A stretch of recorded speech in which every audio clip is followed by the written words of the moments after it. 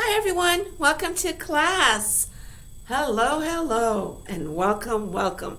I'm Miss Faust. Please make sure that you have paper. Yes, you do. And a pen or pencil. Today is another poetry reading. Yes. And after we go over the poem and everything, and I give you the assignment, okay, we're going to talk a little bit more about the final test. Yes. You thought probably there is no final test. Yes, there is. There will be a final test, okay, that has to do with this semester. Okay, we'll talk about that soon. Okay, as I said, another poetry reading. This poem, I'm looking at my paper, the poem here. Oh, look at that. Little oranges. Yes, This poem is a little longer than all the other poems that I've read to you. So please make sure that you pay really, truly attention to it and that you write down some things that you hear. Okay? And we'll go over these keywords and phrases that I took from the poem. Okay? So today's poetry is a poem called Oranges by Gary Soto. So please make sure that you write that down, okay? And at some point, write this material down too. So put it on your paper, have it there, okay? On your paper, just in case, you never know, okay? Because down the road, you might need it, or maybe not. We'll see. Okay, so are you ready for the poetry reading? You are? Great. I'm so happy to hear that. So I'm going to read this to you. Again, get those ears ready. Get your pencil or pen ready. As I said, it's Gary Soto's Oranges. The first time I walked with a girl, I was 12. Cold and weighted down with 2 oranges in my jacket. December, frost cracking beneath my steps, my breath before me, then gone. As I walked toward her house, the one whose porch light burned yellow, night and day. In any weather, a dog barked at me until she came out, pulling at her gloves, face bright with rouge. I smiled, touched her shoulder, and led her down the street, across a used car lot and a line of newly planted trees, until we were breathing before a drugstore.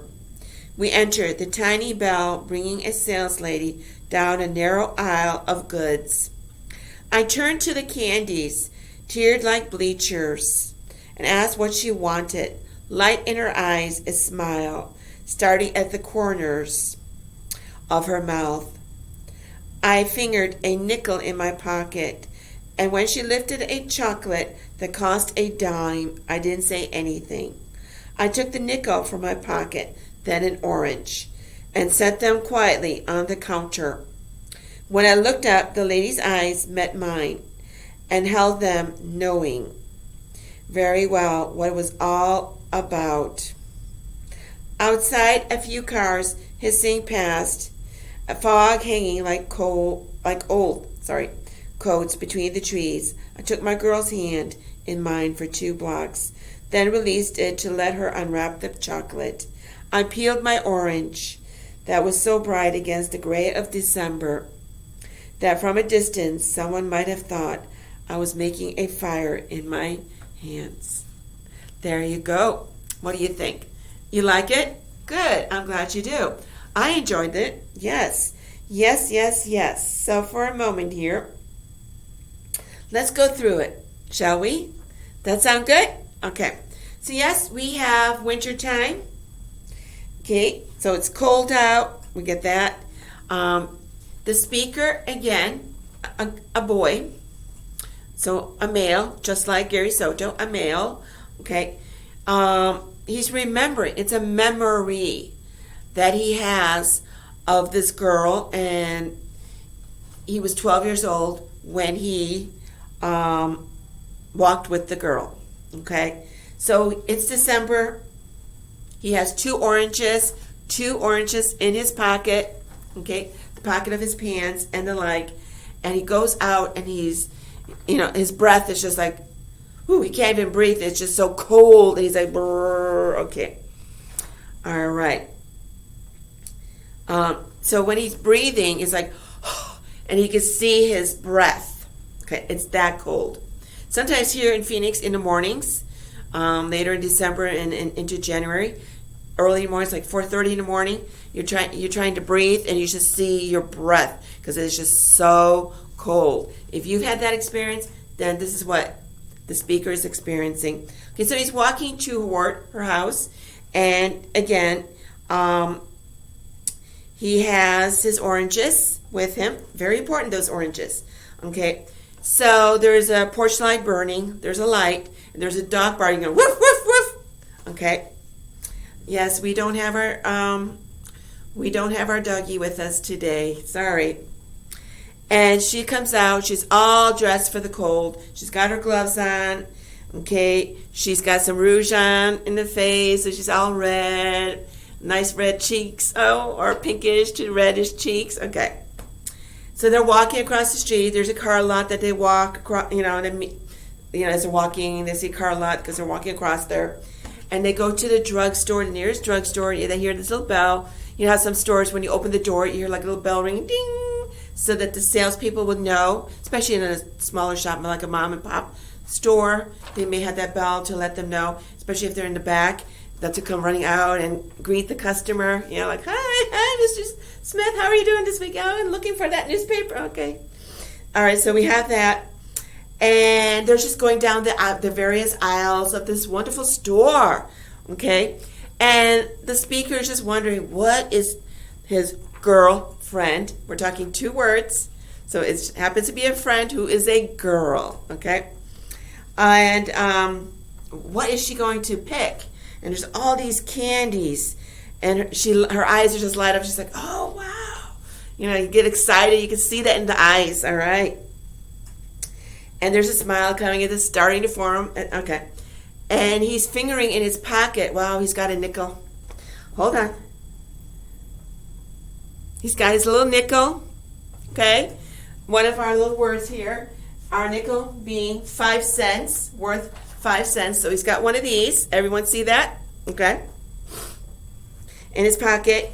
And then of all the candies that she sees, what does she pick? She picks, of course, the chocolate. And yes, and guess what? The chocolate costs a dime. Here's your dime. Everyone see that little tiny piece versus the bigger one? Okay. And up on the board, dime is 10 cents. So it costs twice as much as he has. He's got 5 cents, and that costs 10 cents. So they go up to pay. And he knows, oh my gosh, I don't have a dime. But what does he come up with? It's so sweet. He decides, okay, he's going to give the sales lady a nickel. And he goes in his pocket and he pulls out an orange and puts it there. Puts it right there on the counter with the nickel. Okay?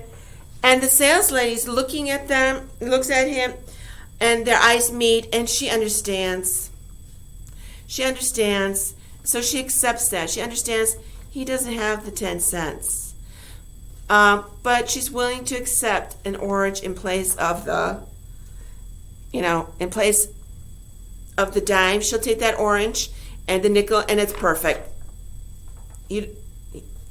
So she's sort of telling him with her eyes, it's okay. The orange will make up for the extra 5 cents and all that. Okay. So they go outside, the cars are driving by, and the trees, they're old trees, and he's holding the girl's hand, and then he lets go because she's trying to unwrap, she wants to unwrap her chocolate and eat that, and then he's peeling, when you got your orange, you peel pieces off, okay? So it's really cold out there, and while he's peeling, it looks like he's setting it like a fire. Someone might have thought I was making a fire in my hands, as if he was trying to set a fire the way he's peeling, because it's just so cold. So what do you think? That's basically what the poem is all about. So, when we think about it, is we have a speaker here who really likes this girl. He's 12 years old, and we can assume the girl is 12 years old too. And it's in December. It's very cold out. They get together, and he treats her at the store. And yes, he doesn't exactly have the money. He doesn't have the 10 cents. So we can say that this story, it's a poem that's actually telling a little story, like a little memory. We could say that this memory, this event, happened many, many, many years ago at a time where 10 cents was a lot for a young boy of 12. Okay, many, many, many years, many decades. Okay, yes, 10 cents was a lot. All right, so lots of kids didn't have that. They were lucky if they had 5 cents. Okay, so we get that. So we understand. Gary Soto is trying to tell us that this sales lady understands that he has. I made some notes here. That he wants to please the girl he's with. He wants to make her happy, and the only thing that's gonna make her happy is that little piece of chocolate. And of course, chocolate, quite often costs more than a little hard candy. Okay, so yes, she picks the chocolate because that's what she likes, and he's making us realize that, in situations sometimes just a little fruit can help you out, so to speak. That people will understand that yes, you may not have the money, but you got something else that could take the place of that money, because you really want to make someone happy, and it's gonna be really tragic, really sad if you can't, and if the other person can make it happen, that you can make your friend happy, they're willing to go out and do that. And Gary Soto does that how? Yes, the sales lady understands there's a relationship between the two children, and she's willing to go out and help them out. Does that make sense? And we see that nowadays too, don't we? Where people are in situations where they may need help. Does that make sense? So that's what we're talking about in Oranges. She was willing, the salesperson was willing to help him out. She saw how special the girl was to the speaker, to the boy. So what do you think about that? What do you think? It's a pretty good poem, isn't it? It does have something to say. So let's go through some of our words and phrases. Weighted down. When something is weighted down, that means, let's say you're trying to glue something, and you put like a notebook on top to make sure that it stays down, so it does glue. So you're weighting it down. Not weighing, it's weighting it down. Okay, you're putting something heavy on it to help it stay down. Okay, frost cracking. When frost is cracking, that means it's really cold, and sometimes you can hear this little sound. Okay, rouge. What girls may put on their faces, so they have they look reddish and pink, darker pink. Newly planted, when something is new. When newly planted trees, for instance, as in here, it's just been planted. A drugstore is a pharmacy. Okay, quite often we'll use pharmacy here instead of a drugstore. Aisle of goods, you're talking about shelves of goods. Okay, so when you're going down aisle of goods, you're just walking down like lanes, so to speak. There's shelves full of goodies. Okay, food and juices and what have you. Sales lady, the person that helps out the customers. Tiered of bleachers. We're talking about rows of bleachers. Okay, so it's like rows. I turn to the candies tiered like bleachers. The candies are done as if they're rows. Here's a shelf full of candies, then a little lower candies, as if you were like at a stadium, like playing basketball game or football, and the tiered, the bleachers. Okay, that's what this is. Nickel, we talked about. You're talking 5 cents versus the dime. 10 cents, okay? So one's smaller than the other and one's worth less. But not the smaller one. Is that funny? Yeah, you might say this one is less than this. No, it's the smaller one that's worth more. Okay. Orange, we're talking about the fruit. So we're not talking about, oh, it's an orange paper. It's the fruit. Hissing past, when something hisses past. Okay. I'm trying, a few cars hissing past. They're speeding by. Fog, the very thick air. Sometimes we get that here in the mornings when mom and dad drive off in the mornings. It'll be so thick, the air. You feel like you don't see anything. You're just going through this shift, this section of just thick air. Okay. Unwrap. Again, when we unwrap something, we take the candy out of its wrappers. Okay, and peeling. When we have the orange, we try to get the tough skin off. Okay. So that's, those are just some of the key words and phrases in this poem. Okay. Do you have any questions? Anything at all? I'm going to read to you one more time, then I will give you the assignment. The first time I walked with a girl, I was 12. Cold and weighted down with 2 oranges in my jacket. So the oranges are weighting him down because they're so heavy, so he's down more on the ground. December, frost cracking beneath my steps. My breath before me, then gone. As I walked toward her house, the one whose porch light burned yellow, night and day in any weather, a dog barked at me until she came out, pulling at her gloves. Face bright with rouge, I smiled, touched her shoulder, and led her down the street, across a used car lot and a line of newly planted trees, until we were breathing before a drugstore. We entered. The tiny bell, ding, ding, ding, ding, ding, bringing a sales lady down a narrow aisle of goods. I turned to the candies. I'm looking to see, yes, aisle of goods, like the shells, the lanes, okay. Teared like bleachers and asked what she wanted. Light in her eyes, a smile starting at the corners of her mouth.